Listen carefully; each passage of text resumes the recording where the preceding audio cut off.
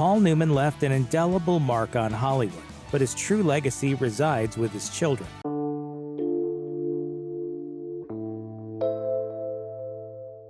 He was Hollywood's golden boy, a man whose face alone could sell out theaters. But behind that effortless charm and philanthropic legacy was a complicated man few ever really knew. Paul Newman wasn't just the actor, the racer, the activist, or the husband. He was also a haunted father, a man at war with himself, and, if you ask those closest to him, someone who may have been betrayed after his death. What part of Paul's life was hidden from the public for so long? And why did his own daughters get into a messy lawsuit against his charitable foundation? This is the side of Paul Newman Hollywood never told you about, and once you hear what his daughters revealed, you'll never see him the same way again. Paul's early life and journey to fame. Paul Leonard Newman was born on January 26, 1925, and raised in the quiet suburb of Shaker Heights, Ohio. His mother, Teresa, was a Hungarian Catholic who loved the arts and theater. His father, Arthur, owned a successful sporting goods store and came from a Jewish background. Though the family was reasonably comfortable financially, Newman's early life wasn't marked by the kind of extravagance people would later associate with his name. Newman's childhood wasn't extraordinary. He once admitted that he grew up with a strong work ethic, but very little sense of direction. He learned how to be stubborn and self-disciplined, and these qualities would eventually become vital in his later success. At the age of 7, Newman developed a strong love for performing, and he even began participating in school plays. However, he still wasn't sure what he wanted for himself. After graduating high school, he enrolled at Ohio University, but was soon pulled into the national draft effort to serve during World War II. Like many young men of his generation, he enlisted in the United States Navy in 1943 and trained as a radio man and gunner. He had hoped to become a pilot, but that ambition was soon cut short after a physical assessment revealed that he was colorblind. Unfortunately, this diagnosis barred him from combat flight roles, and ironically, this limitation may have also saved his life, because a plane he had been scheduled to board was reassigned at the last minute due to his colorblindness. The aircraft was later targeted, and there were no survivors. Newman would quietly carry that narrow escape with him for the rest of his life, and though he never saw direct combat, he served honorably in the Pacific, operating aboard torpedo bombers and supporting naval missions. When the war ended, Newman returned to civilian life, but with a stronger sense of purpose. He went back to school, first at Kenyon College in Ohio, and later at the Yale School of Drama. Eventually, he enrolled in the Actors Studio in New York City, and this move would completely change the trajectory of his career.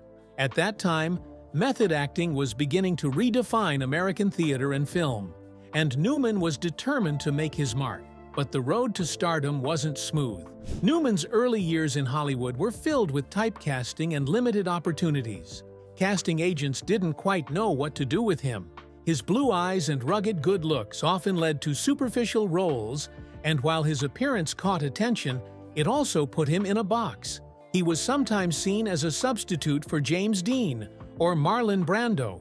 Newman felt this acutely, and it frustrated him, especially because he believed he had more to offer than just playing brooding, handsome men.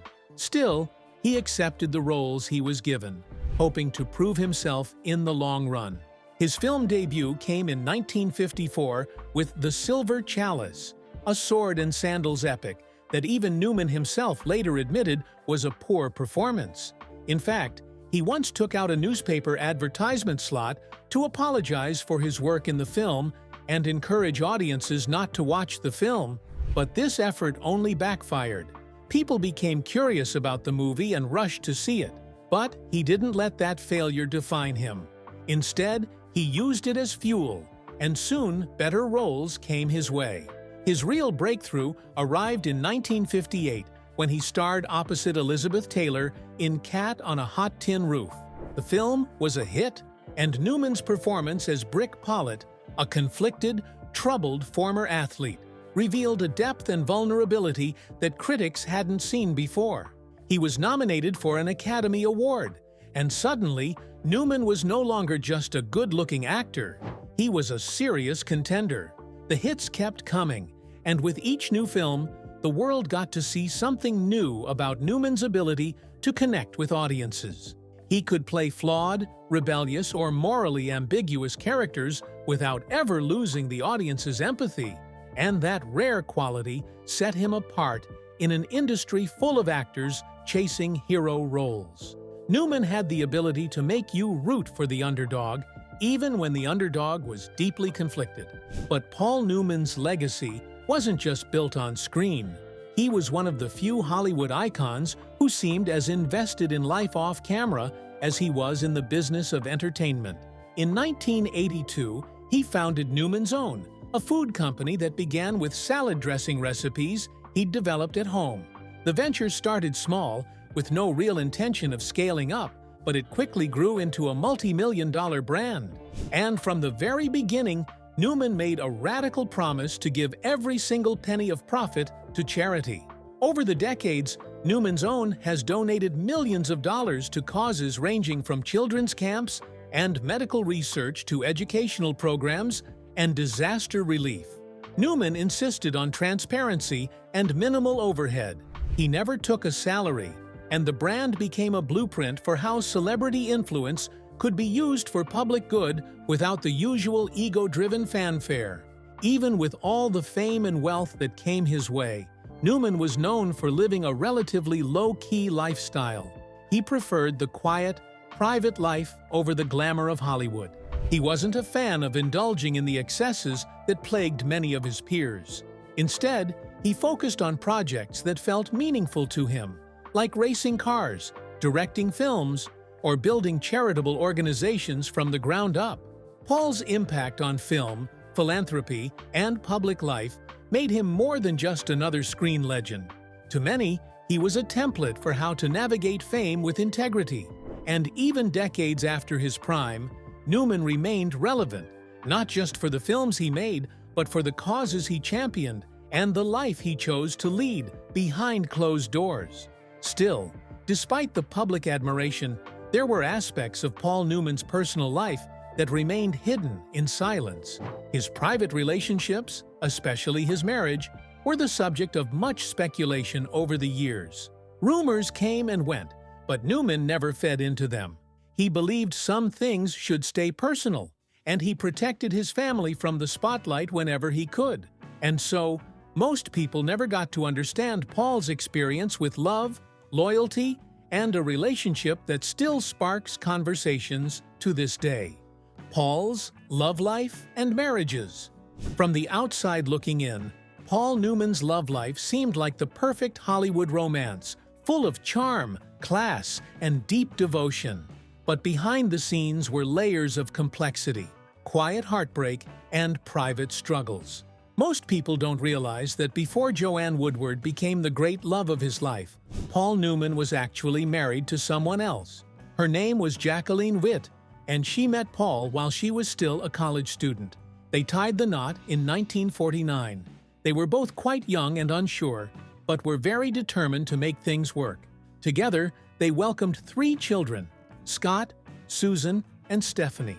In many ways, this was a marriage of circumstance, rooted in wartime urgency, the need for stability, and a shared sense of duty rather than romantic passion. Newman was still finding his footing as an actor, and Jacqueline held the home front together as he pursued roles and struggled financially. But as Paul's star began to rise, the cracks in the relationship began to show. The demands of Hollywood, his shifting identity, and a new, undeniable attraction on the set of a Broadway play changed everything. When Paul Newman met Joanne Woodward, something shifted. They had the kind of instant connection that didn't fizzle out after one movie. It wasn't just admiration, it was a profound connection that neither of them could deny. They starred together in Picnic on Broadway, and though their relationship didn't start immediately, the bond formed quickly. Once Newman divorced Jacqueline in 1958, he married Joanne that same year. The media quickly painted them as Hollywood's golden couple. After all, they were both talented, elegant, and wildly in love. And for many years, that image held weight. Joanne was not just his wife, she was his muse and his fiercest supporter. The couple would go on to raise 3 daughters, Eleanor, Melissa, and Claire. They lived partly in Connecticut, away from Hollywood's glare, and seemed to consciously build a life that prioritized family, art, and mutual respect. Still, like any real marriage, especially one under the relentless eye of fame, it wasn't without its rough edges. Paul Newman was once asked why he never strayed from Joanne, despite being surrounded by so many beautiful women in Hollywood, and his response became instantly iconic. He said, "Why go out for a hamburger when you have steak at home?" The line was intended as a compliment, but Joanne Woodward reportedly hated it. To her, it reduced their deep, complicated, soulful relationship to a meat comparison. She once said, "Every time I hear that line, I want to burst." However, the quote followed them around for years, often cited as proof of his loyalty. But things were not always as smooth as the media made it look. In the early 1960s, rumors swirled that Newman had an affair with Hollywood journalist Nancy Bacon. They claimed that it wasn't just a one-night indiscretion, but an 18-month emotional and physical relationship. Neither Paul nor Joanne ever addressed the rumors publicly. They were completely silent about it, and that silence fueled the speculation even further. But what mattered most was probably how Joanne responded to it all. The couple reportedly flew out to England, the site of their honeymoon, to catch a break from Hollywood's glaring eyes and relentless rumors. But despite how perfect their lives seemed, many people didn't see the slow unraveling that was going on behind the scenes. Paul Newman was charming, brilliant, and generous, but he also had some intense struggles that would deeply affect not just him, but his family as well. Paul's personal struggles. It's easy to look at Paul Newman's life and see only the wins, the Oscar, the devoted marriage, and the wildly successful philanthropy. But what the world saw was often just the polished surface. Beneath that, Newman wrestled with shadows that rarely made headlines, and private battles that fame couldn't fix. This was the side of Paul Newman that very few got to witness, and the part he kept behind the curtain, even from those close to him. One of Newman's lifelong struggles was striking the impossible balance between his work and his family. Stardom can be extremely difficult to handle, and Newman was one of its biggest names throughout the 60s and 70s. But with every movie came long shoots, late nights, media attention, and travel. And waiting at home were Joanne Woodward and their children. Newman was a deeply devoted father when he was present, but sometimes fame doesn't give you enough time to be present. He once confessed that he missed a lot of the small things and ordinary things like school plays, dinners, and teenage heartbreaks, all because he was off making films or involved in charity work. He said, "I could have been more consistent with my children. I could have been more understanding. I could have been more patient. I could not have gone away on location. I could have stopped working. I could have done some things better. I might have done a lot worse." The guilt haunted him in ways he rarely spoke about publicly. And it wasn't just time that was the issue. Some reports claimed that he also had a difficult time showing vulnerability with his children. He could be too reserved sometimes, but this didn't stop him from connecting with each of them on a deeper emotional level. Newman's relationship with alcohol was no secret to those closest to him, but it was rarely discussed in public until years later. His daughter, Nell Newman, even described him as a high-functioning alcoholic who could be blacked out at night and fully prepared for a productive day by the next morning. Paul drank heavily during the height of his fame, in part to deal with the pressures of stardom, perhaps because it was simply what many in Hollywood did. And this took a serious toll on his life and relationships. It reportedly made him emotionally distant at times. Joanne Woodward often bore the brunt of it, enduring long silences, mood swings, and the gradual wear and tear that heavy drinking brings to a household. Some said she threatened to leave more than once, especially during the 70s, when Newman's alcohol use peaked. Eventually, he pulled himself back. He slowed his drinking and found stability in other pursuits, like racing, philanthropy, and family. But the damage was done as some of his relationships never fully recovered, while some regrets stayed glued to his ribs. Perhaps nothing haunted Paul Newman more than the death of his son, Scott, the eldest from his first marriage to Jacqueline Witt. Scott was a talented but troubled young man who lived in his father's long shadow. He tried acting and even appeared in a few films, but struggled to find his footing. Friends say he wrestled with depression, identity, and the crushing weight of being Paul Newman's son. In 1978, at just 28 years old, Scott died of an overdose of various substances, and the news shattered Newman. The pain was too raw and too heavy to bear. In Scott's honor, he founded the Scott Newman Center, a nonprofit dedicated to educating young people about substance abuse and prevention. It wasn't just a gesture to honor his son, it became a personal mission. Newman poured resources, time, and heart into the center, trying to prevent more parents from going through what he went through. Privately, he carried intense guilt for Scott's passing. Some close to him say he blamed himself for not being there more, for not seeing the signs, and for not knowing how to help. That grief never really faded. Instead, it just settled in like a permanent ache. In an interview, he said, "Many are the times I have gotten down on my knees and asked for Scott's forgiveness. I asked for forgiveness for that part of me that provided the impetus for his own destruction." Even in his final years, Paul Newman remained fiercely private, so when he was diagnosed with lung cancer in 2006, he didn't go public with the news. He quietly withdrew from public life, made peace with his decisions, and began preparing for the inevitable. For a man who had lived so much of his life in the public eye, Newman's final chapter was defined by silence. He spent more time with Joanne, his children, and close friends at their home in Connecticut. He continued supporting the causes he cared about, including his Newman's Own food line, which had donated hundreds of millions to charity, and the Hole in the Wall Gang camp for children with serious illnesses. Even as his body weakened, he refused to turn inward. On September 26, 2008, Paul Newman passed away at the age of 83, and the heartbreaking loss echoed around the world. Hollywood dimmed its lights as friends mourned a man who had given so much, yet kept his deepest wounds buried far beneath the surface. Joanne, his partner of over 50 years, was said to be devastated but composed, just like she had always been throughout their life together. Newman left this world on his own terms, but what he left behind was anything but simple. As with many icons, the end of his life marked the beginning of a new chapter filled with tension, legal questions, and public speculation. The controversies after his death.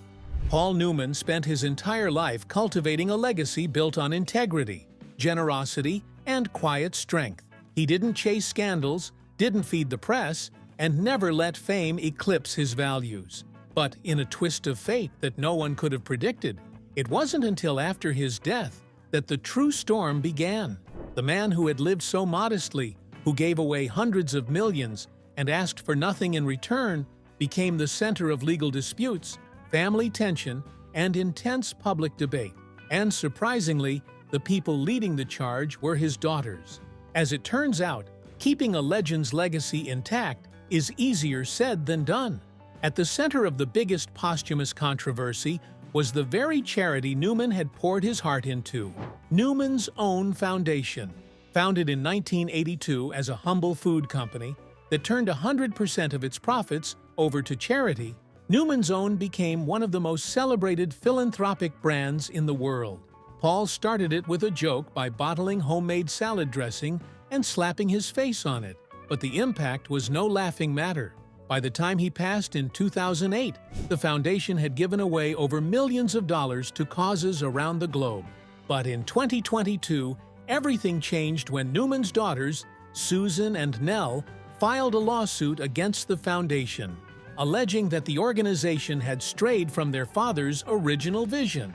They accused the board of reducing the annual amount granted to charities tied to them, from $400,000 down to just $200,000, and even claimed that key aspects of Newman's philanthropic intentions were being ignored, altered, or erased entirely.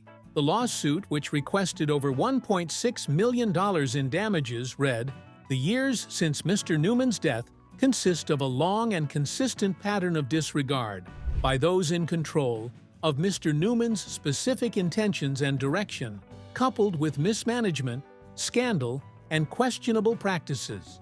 Nell and Susan maintained that their father had left explicit instructions to continue supporting causes he held dear, including giving his daughters a voice in directing those funds. The foundation, for its part, pushed back hard. Their lawyers argued that Paul Newman had made it clear that he didn't want the foundation to be a family-run enterprise. They insisted his estate plan left final authority with the board of directors, not his children, and that the lawsuit was a mischaracterization of both his legal and charitable wishes. The court eventually dismissed the case, but not before it sparked a larger public debate. Was the foundation still living up to Newman's values, or had it become just another corporate machine in a founder's clothing? Was this about preserving Paul's wishes, or a power struggle with his daughters caught in the middle? Regardless of the outcome, one thing became clear. Paul Newman's name still had power, and everyone wanted to be the one holding the torch. Even beyond charity, another strange posthumous controversy emerged, and this one was surrounding Paul Newman's watch. To be specific, the Rolex Daytona, a timepiece that became iconic largely because he wore it. The Paul Newman Daytona, as it's now known in collector circles, is considered one of the most coveted vintage watches in the world. In 2017, one of his actual Rolex Daytonas, gifted to him by Joanne Woodward back in the 1960s, was auctioned for a record-breaking $17.8 million. The sale sent shockwaves through both the watch community and the general public. But what followed was a wave of controversy over which Daytonas truly deserved the Paul Newman label. Dozens of vintage Daytonas were suddenly surfacing with claims of being owned, worn, or somehow connected to Newman himself. Watch experts, collectors, and auction houses began picking sides. Some claimed the market was being flooded with faux Newmans, not fakes per se, but watches falsely associated with him through vague provenance or exaggerated stories. Debates erupted on online forums and at luxury auctions, with many people asking if a watch should be labeled a Paul Newman Daytona if he never wore it.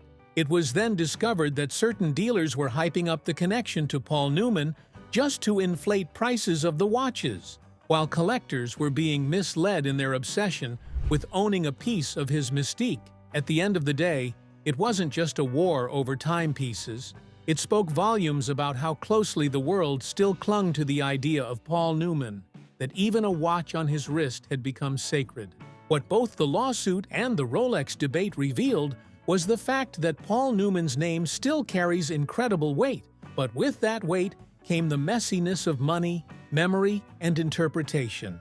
But there was one final twist still to come, because eventually his daughters began to open up about who their father really was behind the lights and cameras, and what they revealed was a version of Paul Newman that was as complicated as he was adored. Who was Paul Newman behind closed doors?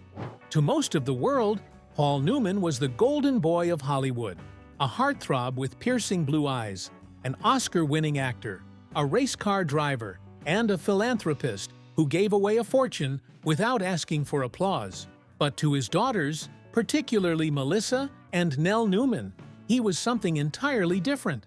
In recent years, both women have begun to peel back the curtain on the man they knew behind the public image. Through photographs, personal reflections, and published works, they've offered an unfiltered look at Paul Newman's inner world, filled with contradictions, complexity, tenderness, and pain. And in doing so, they've reshaped the public's understanding of one of America's most beloved icons. In 2022, Melissa Newman, the second of Paul and Joanne's 3 daughters, published a deeply personal and unconventional tribute to her father, titled Head Over Heels, Joanne Woodward and Paul Newman, a love affair in words and pictures. It wasn't a standard biography. Instead, it was a scrapbook of sorts, filled with handwritten notes, personal reflections, and never-before-seen family photos that captured the Newmans not as legends, but as a couple in all their raw, everyday humanity. But unlike the media, Melissa didn't paint their marriage as perfect. In fact, she was refreshingly honest about its complexity. She described it as complicated, but deeply loving. Theirs was a relationship that endured not because it was easy, but because it was rooted in something unshakably genuine. Paul and Joanne had arguments, quiet nights, and thunderous ones. There was distance and intimacy, ambition and exhaustion. But through it all, Melissa made it clear that her parents chose each other, again and again, even when it was hard. The photos in the book showed Paul in his natural state, and in quiet moments with Joanne in their Connecticut home, which was a far cry from the tuxedos and red carpets the world associated him with. To Melissa, Paul and Joanne were two people who built a life full of children, laughter, and sometimes silence. While Melissa offered the visuals, Nell Newman, the eldest of the couple's daughters, didn't shy away from confronting the more painful sides of her father's story. In various interviews and public statements, Nell has spoken candidly about Paul Newman's drinking habits, especially during her childhood. She described him as a high-functioning alcoholic, someone who could still work, love, and laugh, but who, at times, let alcohol darken the mood at home. Nell's honesty shocked some fans who had long viewed Newman through a flawless lens. But for Nell, speaking out wasn't about tearing her father down, it was about humanizing him. And yet, despite these personal battles, Newman never stopped pushing forward, especially when it came to his philanthropic efforts. It was Nell who helped carry that torch into the next generation, ensuring that her father's values lived on in the work he started. One of the most profound testaments to Paul Newman's character was his commitment to giving back. And that's very visible in Serious Fun Children's Network, the organization he founded in 1988. Born out of a single camp for children with life-threatening illnesses in Connecticut, Serious Fun grew into a global network of camps and programs. It was a place where children, many of whom had never experienced joy without pain, could laugh, play, and feel normal. Today, Serious Fun has served over 1 million children and family members in more than 30 camps, a staggering legacy that outshines even his Oscar or his racing trophies. And his daughters have made sure the mission continues. Nell, in particular, has taken on a leadership role in his charitable universe, establishing the Nell Newman Foundation and continuing to advocate for environmental and social causes. What Melissa and Nell have done is something few celebrity children are able to achieve. They've made the public fall in love with the real Paul Newman, not just the polished legend. They've reminded the world that the man behind the $1 million smile was also moody, passionate, flawed, and fiercely private. He made mistakes, carried guilt, and struggled with the weight of being everything to everyone. However, he also loved deeply, even when he didn't always know how to show it. And perhaps that's the most inspiring part of his legacy. What's your favorite thing about Paul Newman? Tell us in the comments section below. If you enjoyed this video, don't forget to click on the next video on your screen, like this video, and subscribe to our channel for more updates.